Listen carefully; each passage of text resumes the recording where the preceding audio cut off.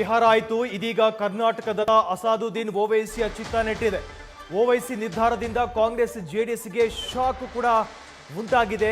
ಯಾಕೆ ಈ ಒಂದು ಶಾಕ್? ಬಿಬಿಎಂಪಿ ಚುನಾವಣೆಯ ಮೇಲೆ ಕಣ್ಣಿಟ್ಟಿರೋದೇ ಇದೀಗ ಬಿಜೆಪಿ ಜೆಡಿಎಸ್ ಹಾಗೆಯೇ ಕಾಂಗ್ರೆಸ್ಗೆ ಒಂದು ರೀತಿಯ ಶಾಕ್ ಆಗಿದೆ. ಅಸಾದುದ್ದೀನ್ ಓವೈಸಿ ಬೆಂಗಳೂರಿನಲ್ಲಿ ಸ್ಪರ್ಧೆ ಮಾಡೋದಕ್ಕೆ ಮುಂದಾಗ್ತಿದ್ದಾರೆ. ಪಕ್ಷ ಅಸಾದುದ್ದೀನ್ ಓವೈಸಿ ಬಿಗ್ ಪ್ಲಾನ್ ಹೇಗಿದೆ? ಹಾಗಿದ್ರೆ ಏಕಾಂಗಿಯಾಗಿ ತೊಡೆ ತಟ್ಟೋದಕ್ಕೆ ಸಜ್ಜಾಗಿದೆ ಎಐಎಂಐಎಂ ಅಧ್ಯಕ್ಷ. ಹಾಗಿದ್ರೆ ಯಾವ ರೀತಿಯ ಮಾಸ್ಟರ್ ಪ್ಲಾನ್, ಯಾವ ಚುನಾವಣೆಯಲ್ಲಿ ನಿಲ್ಲೋದಕ್ಕೆ ಸ್ಪರ್ಧೆ ಮಾಡೋದಕ್ಕೆ ಮುಂದಾಗಿದೆ? ಈ ಬಗ್ಗೆ ಇನ್ನಷ್ಟು ಡೀಟೇಲ್ಸ್ ನೀಡೋದಕ್ಕೆ ನನ್ನ ಸಹೋದ್ಯೋಗಿ ಹರೀಶ್ ಈಗ ನೇರ ಸಂಪರ್ಕದಲ್ಲಿ ಜಾಯ್ನ್ ಆಗ್ತಿದ್ದಾರೆ.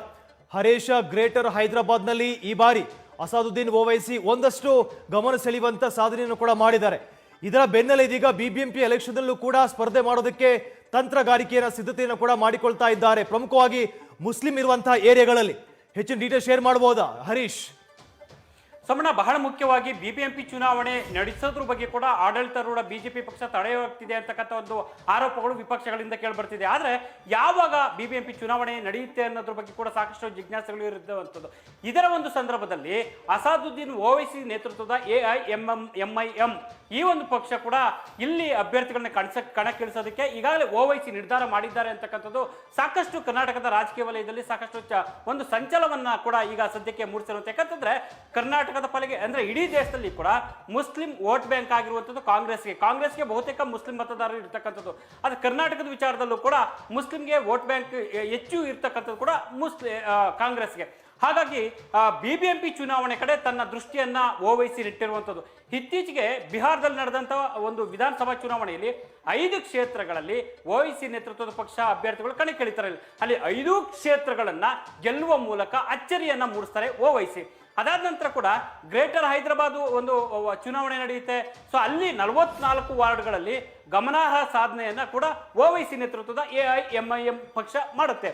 ಇದೀಗ ನೇರವಾಗಿ ಕೂಡ ಓವೈಸಿ ಕಣ್ಣಿಟ್ಟಿರುವಂಥದ್ದು ಬಿಬಿಎಂಪಿ ಚುನಾವಣೆ ಕಡೆ. ಒಂದು ಸುಮಣ ಇಲ್ಲಿ ಸ್ಪಷ್ಟ ಆಗ್ತಿರುವಂಥದ್ದು, ಬೆಂಗಳೂರಲ್ಲಿ ಅಂದ್ರೆ ಇಡೀ ರಾಜ್ಯದಲ್ಲಿ 13% ಮುಸ್ಲಿಂ ಮತದಾರರು ಇರುವಂಥದ್ದು. ಬೆಂಗಳೂರಲ್ಲೂ ಕೂಡ ಸಾಕಷ್ಟು ಸಂಖ್ಯೆಯಲ್ಲಿ ಮುಸ್ಲಿಂ ಮತದಾರರು ಇದ್ದಾರೆ. ಮತ್ತೆ ಹೆಚ್ಚಿನ ವಾರ್ಡ್ಗಳಲ್ಲಿ ಮುಸ್ಲಿಂ ಮತದಾರರೇ ಕೂಡ ನಿರ್ಣಾಯಕ ಆಗಿರುವಂಥದ್ದು.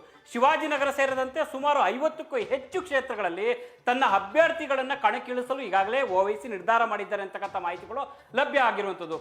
ಅದ್ರ ಜೊತೆಗೆ ಎಲ್ಲ 198 ವಾರ್ಡ್ಗಳ ಸಮೀಕ್ಷೆಯನ್ನ ಕೂಡ ಮಾಡಿಸಿದರೆ ಯಾವ ವಾರ್ಡಲ್ಲಿ ಅಭ್ಯರ್ಥಿ ಕಣಕ್ಕಿಳಿಸಿದ್ರೆ ಸುಲಭವಾಗಿ ಗೆಲ್ಬೋದು, ಹೇಗೆ ಮಾಡ್ಬೋದು, ಸ್ಟ್ರಾಟಜಿ ಮಾಡಿದಾಗ ಯಾವ ರೀತಿ ಗೆಲುವನ್ನು ಸಾಧಿಸಬಹುದು ಅಂತಕ್ಕಂಥ ಒಂದು ಲೆಕ್ಕಾಚಾರವನ್ನ ಕೂಡ ಈಗಾಗಲೇ ಓವೈಸಿ ಮಾಡಿದ್ದಾರೆ ಅಂತಕ್ಕಂಥ ಮಾತುಗಳು ಲಭ್ಯವಾಗಿರುವಂಥದ್ದು. ಅಂದ್ರೆ ಮುಸ್ಲಿಂ ಮತಗಳು ಪ್ರಾಬಲ್ಯ ಇರ್ತಕ್ಕಂಥ ವಾರ್ಡ್ಗಳಲ್ಲಿ ಹೆಚ್ಚಿನದಾಗಿ ಗಮನ ಹರಿಸತಕ್ಕಂಥ ನಿಟ್ಟಿನಲ್ಲಿ ಓವೈಸಿ ಮುಂದಾಗಿರುವಂಥದ್ದು. ಜನವರಿ ತಿಂಗಳಲ್ಲಿ ಬೆಂಗಳೂರಿಗೆ ಭೇಟಿ ಕೊಡ್ತಾರೆ ಅಂತ ಹೇಳಲಾಗ್ತಿದೆ.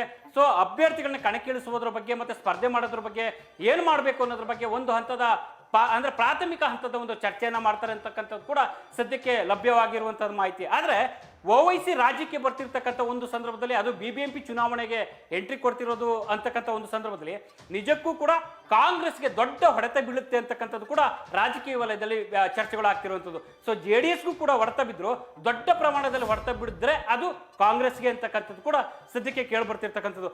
ಈ ಹಿಂದೆ ಕಳೆದ ವಿಧಾನಸಭಾ ಚುನಾವಣೆ ಸಂದರ್ಭದಲ್ಲಿ ಓವೈಸಿ ನೇತೃತ್ವದ ಪಕ್ಷ ಜೆಡಿಎಸ್ಗೆ ರಾಜ್ಯದಲ್ಲಿ ಬೆಂಬಲವನ್ನು ಕೊಟ್ಟಿತ್ತು. ಸೊ ಹಾಗಾಗಿ ಈಗ ನೇರವಾಗಿ ಬಿಬಿಎಂಪಿ ಚುನಾವಣೆಗೆ ಎಂಟ್ರಿಯನ್ನು ಕೊಡ್ತಿರುವಂಥದ್ದು. ಸಹಜವಾಗಿ ಈ ಒಂದು ನಿರ್ಧಾರ ಅಂದ್ರೆ ಓವೈಸಿಯ ಈ ಒಂದು ನಡೆ ನಿಜಕ್ಕೂ ಕೂಡ ಕರ್ನಾಟಕದ ಪಾಲಿಗೆ, ಅದರಲ್ಲೂ ಕಾಂಗ್ರೆಸ್ಗೆ ಚಿಂತೆಯನ್ನ ಹುಟ್ಟು ಹಾಕಿರುವಂಥದ್ದು. ಸುಮಣ್ಣ, ಹರೀಶ, ಸುಮಾರು 50 ವಾರ್ಡ್ಗಳಲ್ಲಿ ಸ್ಪರ್ಧೆ ಮಾಡೋದಕ್ಕೆ ಒಂದಷ್ಟು ಪ್ಲಾನ್ಗಳನ್ನು ರೂಪಿಸಿಕೊಂಡಿದ್ದಾರೆ. ಕೇವಲ ಕಾಂಗ್ರೆಸ್ಸಿಗೆ ಮಾತ್ರನಾ, ಹಾಗೇನೆ ಜೆಡಿಎಸ್ಗೂ ಕೂಡ ಎಲ್ಲೊಂದು ಕಡೆ ಇವರ ಎಂಟ್ರಿ, ಎಲ್ಲೊಂದು ಕಡೆ ಅವರ ಪಕ್ಷಕ್ಕೂ ಕೂಡ ಹೊಡೆತ ಕೊಡುವಂತ ಸಾಧ್ಯತೆಗಳು ಇರಬಹುದಾ? ಸೋಮಣ್ಣ, ಖಂಡಿತವಾಗಿ. ಯಾಕಂತಂದ್ರೆ ಬಿಜೆಪಿಗೆ ಮುಸ್ಲಿಂ ಮತದಾರಗಳು ಕೂಡ ವೋಟ್ ಬ್ಯಾಂಕ್ ಇಲ್ಲದೆ ಇರ್ತಕ್ಕಂಥದ್ದು ಕೂಡ ಈಗ ಸ್ಪಷ್ಟ ಆಗಿರುವಂಥದ್ದು. ಸೊ ಇತಿಹಾಸವನ್ನು ನೋಡಿದಂಥ ಒಂದು ಸಂದರ್ಭ. ಆದರೆ ಕಾಂಗ್ರೆಸ್ಗೆ ಸ್ಪಷ್ಟವಾಗಿ ವೋಟ್ ಬ್ಯಾಂಕ್ ಆಗಿರುವಂಥದ್ದು ಮುಸ್ಲಿಂ ಮತದಾರರು. ಬಹುಶಃ ದೊಡ್ಡ ಸಂಖ್ಯೆಯಲ್ಲಿ ಹೊಡೆತ ಬಿದ್ದಿದೆ ಅದಲ್ಲಿ ಅದು ಕಾಂಗ್ರೆಸ್ಗೆ ಮಾತ್ರ ಅಂತಕ್ಕಂಥ. ಯಾಕಂದ್ರೆ ಇತ್ತೀಚೆಗೆ ಕೂಡ ಜೆಡಿಎಸ್ ಕಳೆದ ವಿಧಾನಸಭಾ ಚುನಾವಣೆ ಸಂದರ್ಭದಲ್ಲಿ ಜೆಡಿಎಸ್ ಜೊತೆ ಮುಸ್ಲಿಂ ಮತದಾರರು ಅಷ್ಟಾಗಿ ನಿಂತಿಲ್ಲ ಅಂತಕ್ಕಂಥದ್ದು ಸ್ಪಷ್ಟ ಆಗಿರುವಂಥದ್ದು. ಬಹುತೇಕ ಕೂಡ ಕಾಂಗ್ರೆಸ್ ಜೊತೆ ಮುಸ್ಲಿಂ ಮತಗಳು ನಿಂತಿರುವಂಥದ್ದು. ಸೊ ಹಾಗಾಗಿ ಕಾಂಗ್ರೆಸ್ಗೆ ದೊಡ್ಡ ಮಟ್ಟದಲ್ಲಿ ಒಂದು ಹೊಡೆತ ಬಿದ್ದರು, ಜೆಡಿಎಸ್ಗೆ ಅಷ್ಟಾಗಿ ಹೊಡೆತ ಬೀಳಲ್ಲ ಅಂತಕ್ಕಂಥ. ಆದರೂ ಕೂಡ ಕಾಂಗ್ರೆಸ್ ಮತ್ತೆ ಜೆಡಿಎಸ್ ಈ ಎರಡೂ ಪಕ್ಷಗಳಿಗೆ ಈಗಾಗಲೇ ಕೂಡ ತಳಮಳ ಸೃಷ್ಟಿಯಾಗಿರುವಂಥದ್ದು. ಅಂದ್ರೆ ಯಾವ ರೀತಿ ವೋಟ್ ಬ್ಯಾಂಕ್ ದೃಷ್ಟಿಯಲ್ಲಿ ಇಟ್ಕೊಂಡು ಓವೈಸಿ ಒಂದು 50ಕ್ಕೂ ಹೆಚ್ಚು ವಾರ್ಡ್ಗಳಲ್ಲಿ ಅಭ್ಯರ್ಥಿಗಳನ್ನ ಕಣಕ್ಕಿಳಿಸಿದ್ದೇ ಆದಲ್ಲಿ ಸಹಜವಾಗಿ ಕೂಡ ಈ ಎರಡೂ ಪಕ್ಷಗಳಿಗೆ ದೊಡ್ಡ ಹೊಡೆತ ನೀಡುವಂಥದ್ದು. ಸೋಮಣ್ಣ, ಥ್ಯಾಂಕ್ ಯು ಹರೀಶ್, ತಮ್ಮೆಲ್ಲ ಡೀಟೇಲ್ಸ್ಗಾಗಿ.